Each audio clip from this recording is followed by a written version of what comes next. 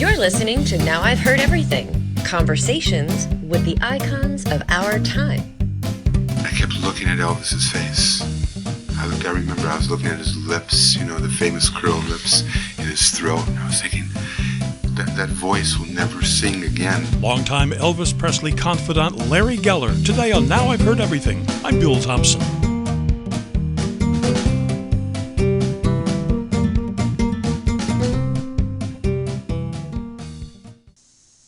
It's been 47 years since the King's passing. Elvis Presley died on August 16, 1977, at his Graceland mansion in Memphis. He was 42. And almost immediately, the rumors and speculation began swirling as fans and critics alike scrambled and struggled for an explanation. Among those utterly devastated by the King's death were those closest to him, his family, of course, and his longtime hairdresser and confidant, Larry Geller. 12 years after Presley's passing, Geller wrote a book, which he said represented who Elvis really was. The book was called If I Can Dream. He and I met that spring to talk about it. So here now, from 1989, Larry Geller. Larry, let me ask you the question that everybody wants me to ask, so I can get it out of the way and we'll move on to other things. Is Elvis alive? I wish he was. I did Elvis's hair for a period of almost 14 years. There was a gap period between 68 and 72 that I left. However, I worked on a dozen movies with Elvis. Well, actually 10 movies with Elvis. And hundreds of tours, Las Vegas appearances. I ended up with Elvis doing his hair for his funeral. Now, I was trained as a cosmetologist in 1958, trained to observe facial structure, bone structure, skin, eyes, nose, mouth, hair. During the movie years, I would do Elvis's hair sometimes a dozen times a day.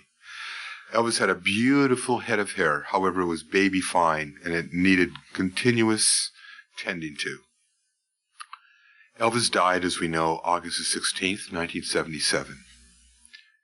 You can imagine what was going on in Graceland that afternoon. The whole world was in shock.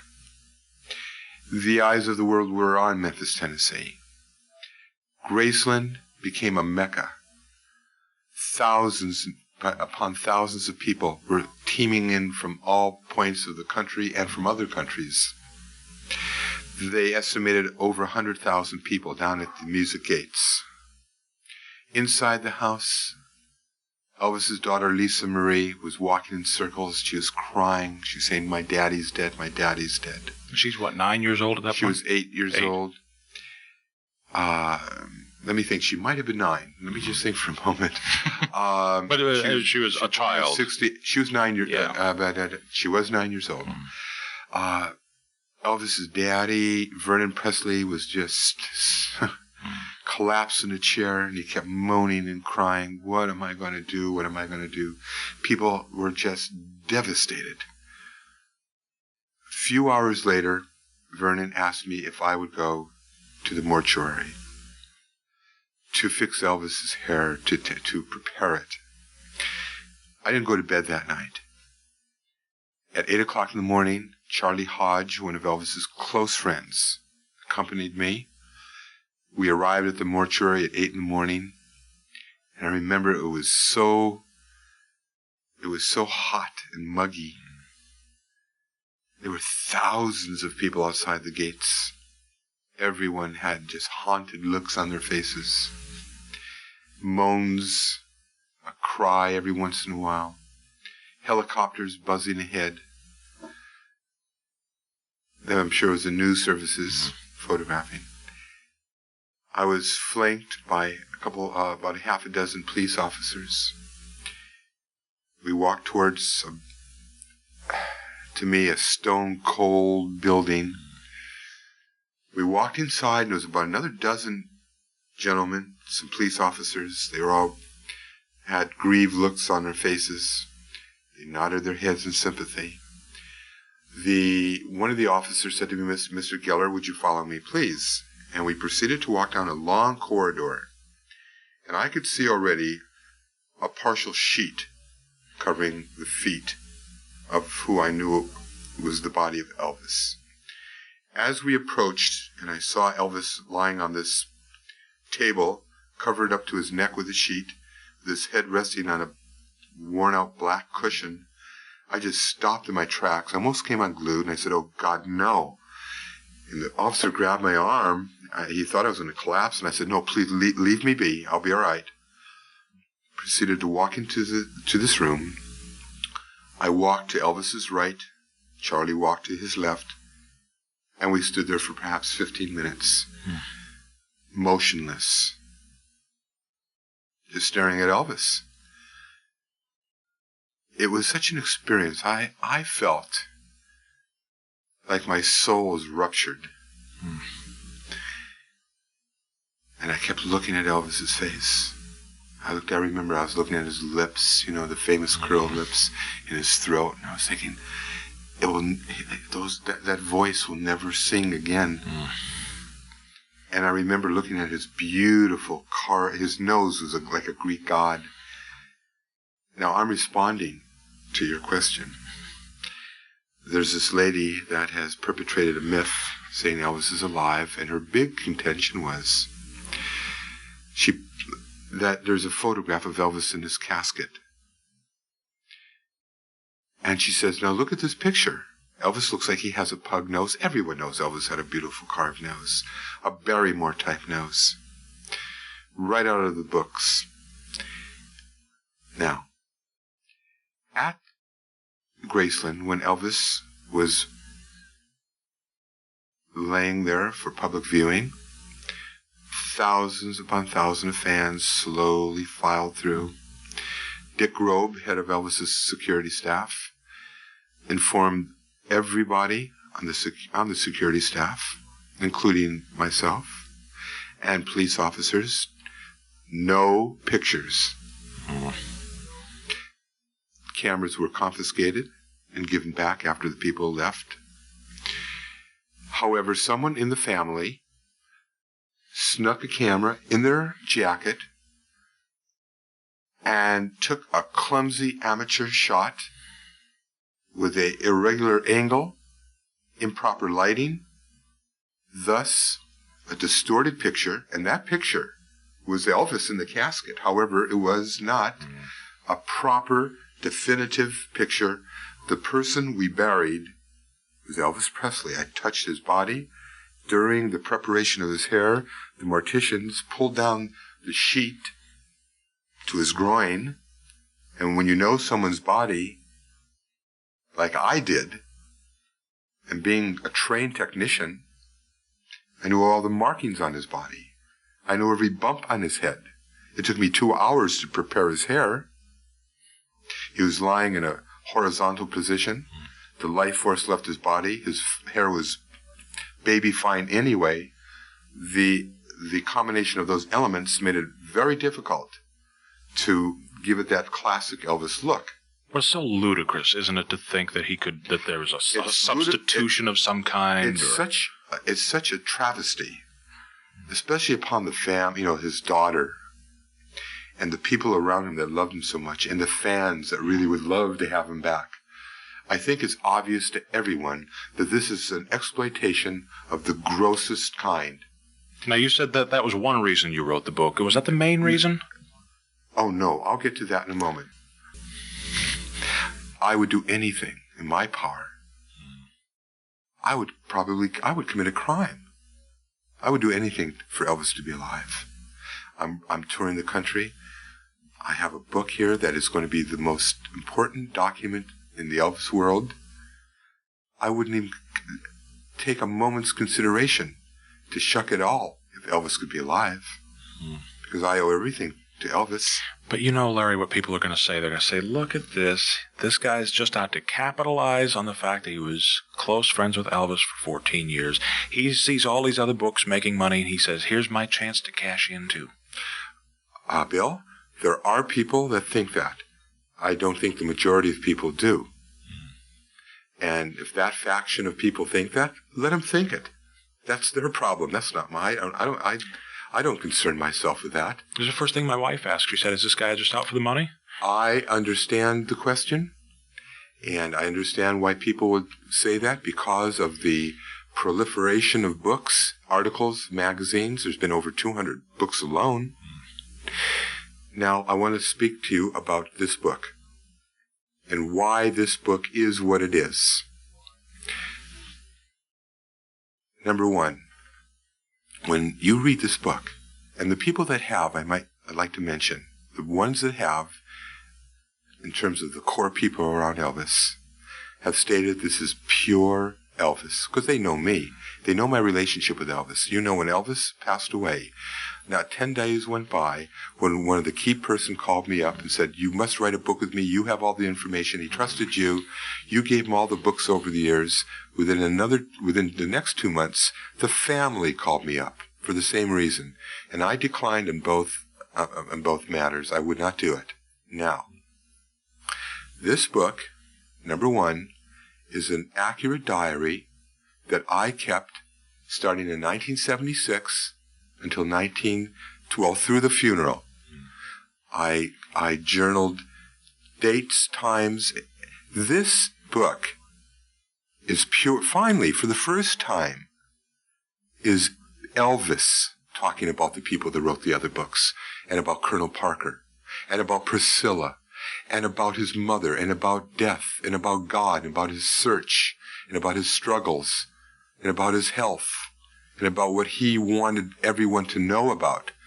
In one of the diary entries, in April of 1977, we were on tour in Detroit at the Hilton, and Elvis said to me, he said, Larry, the world knows Elvis Presley, but they don't know me. The fans, the public have no idea what I'm going through. And there's things I want them to know. I want them to know everything. I want them to know my search. I want them to know what is going on with me. And I want you to help me reveal it. I need you to. Of all the people, you are the one. Would he have written his own book had he lived long enough? That is the point. He was asking me to collaborate in a book with him. And he felt, for his reasons, that I had the ability to do this with him. Now, when you read this book, you're going to read explosive material. If you read the other two, any of the other, you can pick, blindfold yourself and pick 5, 6, or do a sampling of all the other books. And you will never see any harsh statements about Colonel Parker, or Priscilla, and other situations, because everyone was afraid. And the fact of the matter is, when Elvis died, the people around Elvis and myself, we suffered a trauma that I don't think I'll ever totally come out of. And I was afraid myself to come out with this information. I did not know what to do with it. I was Elvis's hairdresser. I also wrote another book, and yet I still was instilled with a certain amount of fear. And I had to deal with this myself, and I have. And this book stems from Elvis's edict, from his wishes for me, because this is how he felt about me. Everyone in the group knows this. If you look at Priscilla's book and see what she says. When Elvis met Larry Geller in 1964, it seemed like Elvis and Larry ran away every night together and read books and studied and tried to figure out the answers to the universe. Now, yes, Elvis's life has been an enigma. His death has been a mystery. When you look at this book, like everyone is doing now, it's going to be understood and realized that the pieces of the puzzle have come together. This is Elvis. Now, let me ask you something else. There's several episodes in here in which you seem to have, I don't know if you'd want to call it ESP, but you've got some sort of understanding that goes beyond what many people have. you write in here about instances which you've had revelations to you, and I'm perhaps not wording this properly. No, Billy, you are. What I'm getting at is in any way, shape, or form, has Elvis been able to communicate with you? I mean, that sounds really like National Enquirer stuff, but I don't mean it to. Bill, but what you're touching upon is a vital point that I think you're reflecting what a lot of people are going through today in this country. I think there is a search and a great need for people to start to understand and put together a new way, to look through new windows, to have a new definition of what life is all about and what their life is all about and how we relate to this universe. And this is what Elvis Presley's search was. Do you know the first night that I was with him, April the 30th, 1964, we got into a conversation together. And Elvis said to me, Larry, there must be a reason why I was selected to be Elvis out of millions and millions of lives. And Bill, he spent his life trying to bond, trying to bridge that outer image with the reality of the inner man and how that relates to the planet, to people. He was the most wonderful, giving, sensitive man I have ever met. I'm not saying he was an angel. He was a human being, but he was a dynamic, unusual human being. He had his downside, which was his nutrition. He had health problems. He became a victim of prescribed medications from various doctors. He didn't understand what he got himself into. He was not into street drugs, heroin or marijuana or cocaine or crack or any of that type of thing. He was not trying to get high. He was just trying to be normal so he can have the energy to do his work and to fulfill his mission. I'd just like to add that over the years, starting that first night with Elvis, I gave him literally hundreds of books to read. Elvis was a voracious reader. You know, if you were in Elvis's bedroom in any Hilton hotel in the country, or at Graceland, or on the plane, or in the Palm Springs house, Elvis would be wearing his glasses, always have his books with him, a dictionary, magnifying glass. He would make marginal notes. He was such an unusual person, so bright. The last book I gave Elvis was a few hours before he passed away, and the book is called The Scientific Search for the Face of Jesus. It's about the Holy Shroud of Turin. He died reading this book, and it was clutched to his chest. Larry Geller turned 85 last week. He and his wife live in Arizona. Had he lived, Elvis Presley would now be 89 years old. Now you can get your copy of If I Can Dream by Larry Geller by tapping the link in our show notes, by clicking the link in the description below if you're listening to this on YouTube, or by going to our website, heardeverything.com. We may earn an Amazon commission if you make a purchase. Heardeverything.com is where you can also hear my 1994 interview with the great Anne Margaret. We saw each other for a year. It was very intense, very strong, very real. And then for 14 years we were friends. I knew him very well, as he did me. And my 1994 interview with the former Nixon White House aide, who tells the fascinating story of the day Elvis met Richard Nixon. My 1994 conversation with Egil Krog. When you think about Elvis Presley coming to the White House dressed in tight-fitting velvet pants, a white silk shirt with a high collar with a gold chain, walked the halls of the Executive Office building, met with the president, not one word appeared in the press for over a year. And of course, we post new episodes of Now I've Heard Everything every Monday, Wednesday, and Friday, and you can find us everywhere you listen to podcasts. And thank you so much for listening. Next time on Now I've Heard Everything, as we mark this year's National Radio Day, we'll revisit my 1991 interview with a former CBS News executive who once worked with Edward R. Murrow and Walter Cronkite, and in fact was around for the birth of radio. My conversation with Ed Bliss. They were trying all sorts of things. First broadcast from an airplane.